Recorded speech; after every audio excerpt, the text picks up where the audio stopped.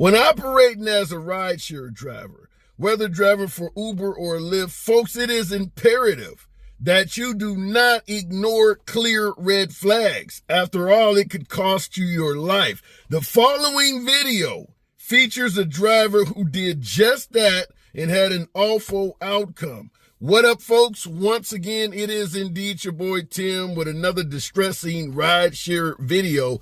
Nevertheless, you need to pay attention to this one.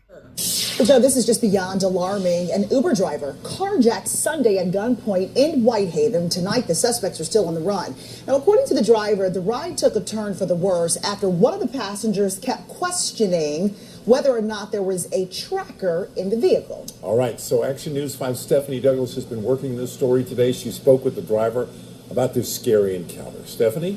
Well, LaShondra Cox, a part-time weekend Uber driver, is putting out a warning about a crime of opportunity she fell victim to Sunday morning. Once I seen the gun, I was like, you know what? It's not worth it. You can have it.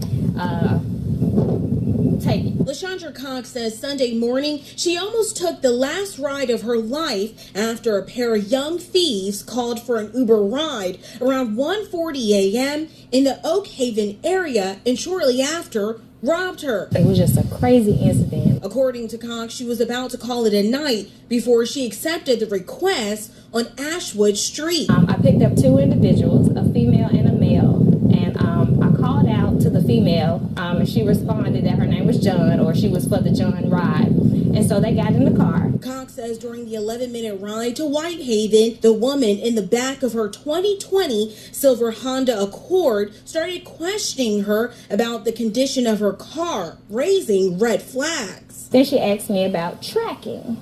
And she was like, is there a tracking system in here? I was like, yeah, you can get one in your car. She was like, is there one in here? Do you have one? Cox says when she drove to the area on Danbury Avenue to drop them off, both exited the vehicle, and she says the man pulled a gun on her and told her to get out. I tried to grab my keys and my phone, but he was like, no, leave that too. And so I was like, please don't shoot me. Just don't shoot me. You can have the car. Cox says she ran for help, leaving everything behind, including her gun, which was in the glove compartment. She says the thieves took off with her vehicle, which she used to support her family. I'm an educator, and so I was supplementing my income because some things, have gone up. And it's expensive. I'm a single parent. No, but I don't have that much financial help, so this was my way of making extra funds. Well, if you have any information that can help LaShondra get her car back and lead to an arrest, call Crime Stoppers at 901-528-CASH. Reporting live in studio, I'm Stephanie Douglas, Action News 5. Wow. How many of you heard the clear red flag in this particular description that the driver was giving? What do you think it is? Questioning whether there was a tracker in the vehicle? What passenger would ask you some shit like that? Much less at 1 a.m. in the morning. You already know what I'm going to say. First of all, nothing good happens after midnight. So just simply taking trips, in this case, down in the Memphis, South Haven area, Memphis, Tennessee, South Haven, Mississippi, that is as hood as it comes. But having a passenger ask you if your vehicle is being tracked at 1 a.m., damn it, if there is not a clearer red flag than that, I don't know what the hell it might be.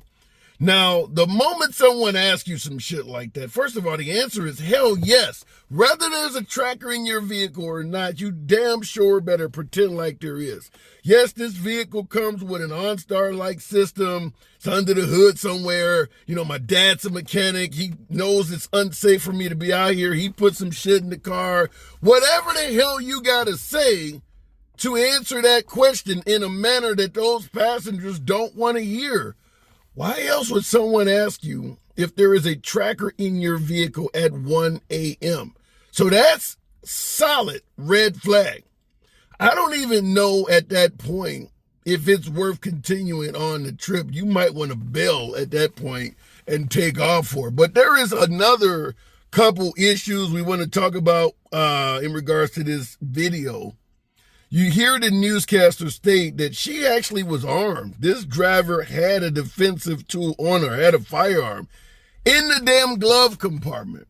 As a rideshare driver, don't ever put your defensive tools on the other side of the damn vehicle, knowing there is a potential with every trip that someone may be sitting in the seat where your defensive tool is located. If you have a passenger up front and something kicks off, the glove compartment could literally be behind the person that's attacking you. So it makes no sense at all if you're carrying a firearm for self-defense while engaging in rideshare to have it in your glove compartment. Now, I know a lot of you folks out there do drive while armed. I applaud all of you. I do believe it's definitely advisable to be armed at all times while driving.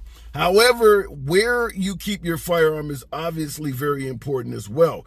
Not in a purse, not in a glove compartment. I'm not a big fan of keeping it in a center console or anywhere else. I strongly believe it should be on your person, because you may have to jump out of the vehicle dealing with some action that kicks off and you don't have time to grab it somewhere. People may be laying on you, choking you, trying to beat your ass or something, and you don't have the ability to reach around in the vehicle and grab your weapon from somewhere else. Now, a lot of folks generally carry around the waist somewhere, appendix carry, on the hip, you name it. I've said in previous videos, I personally advise non-dominant leg ankle holsters. Simply put, if someone is choking you, you can easily lift your leg up, reach down with your dominant hand on your non-dominant ankle, grab that firearm and go to work. However, there are other reasons, like in this case, where they took her phone, took other equipment off of her, because they generally, when they carjack drivers, they do rob them as well. Ain't nobody checking your damn ankle. They may pat your pockets or notice a bulge, or if you got it open carry, they gonna see all of that shit. Ain't nobody looking down at your damn ankle to see if you're carrying. So I do advise ankle carry for that reason as well. Nevertheless, as long as you have a damn gun, that's the principal requirement to win a damn fight. Have a gun. Rule number one, have a damn gun. But if you're if you're not confident to the point of carrying a firearm, or you do have some law in your area or whatever, mace, pepper spray, something to slice or poke with. That's legal every damn where you go. Obviously, dealing with an armed assailant with a firearm is not going to help, but it would solve a lot of other issues we discussed. So you should have some weapons on you no matter what the hell you can and feel confident carrying as a rideshare driver. Nevertheless, there is an update to this story. The individual, at least one of the individuals that was involved in this crime, has been apprehended. We'll talk about it on the other side. Well, this morning we have learned that a woman has been charged in the aggravated robbery and carjacking of an Uber driver. Action News 5 talked to the victim yesterday, who said she picked up a man and a woman in East Memphis and drove them to Whitehaven. Once in Whitehaven, the man pulled a gun and told her to get out. According to Memphis police, Denitra Coleman admitted to being a part of that crime. They can lock Denitra Coleman's ass up right away. 18 years of age, out here carjacking some of the lowest paid folks on the damn road. You're not going to get shit out of an Uber or Lyft driver. I don't get why these folks think that we're carrying so much cash that we make for good targets. She's not going to get shit out of this, but a hell of a lot of heartache from the criminal justice system. Regardless of how much time she gets, the fact that she was involved in a firearm felony, carjacking someone, or however you want to state that, she's going to be dealing with that shit well until she in her 30s, maybe even longer. What do you think they got out of this? Okay, they took the car. Obviously, they're not enjoying the vehicle any damn more. Maybe a few bucks if they robbed her of a wallet, a cell phone, which has very little use once you steal it from somebody. I don't get why so many young folks do this shit. You're getting a very little reward for the potential of a hell of a lot of misery, or in the case of some savvy drivers, they may kick your ass or kill you as well. Makes no sense at all, but there is no shortage of drivers, Uber and Lyft. Even some of the DoorDash and Uber Eats drivers also are getting carjacked. So there's no shortage of gig workers having their damn cars taken at gunpoint. But wanted to give you this video. Pay attention to what the hell people are saying when they're in your vehicle. Because the fact that these people asked her, did you have a tracking device in the vehicle? She should have opened up the damn glove compartment right there on the spot. I mean, just if you got your gun in your glove compartment, this is the time you might consider putting it in your hand. There's no other reason for somebody to ask you some shit like that at 1 a.m. Keep your tools on you.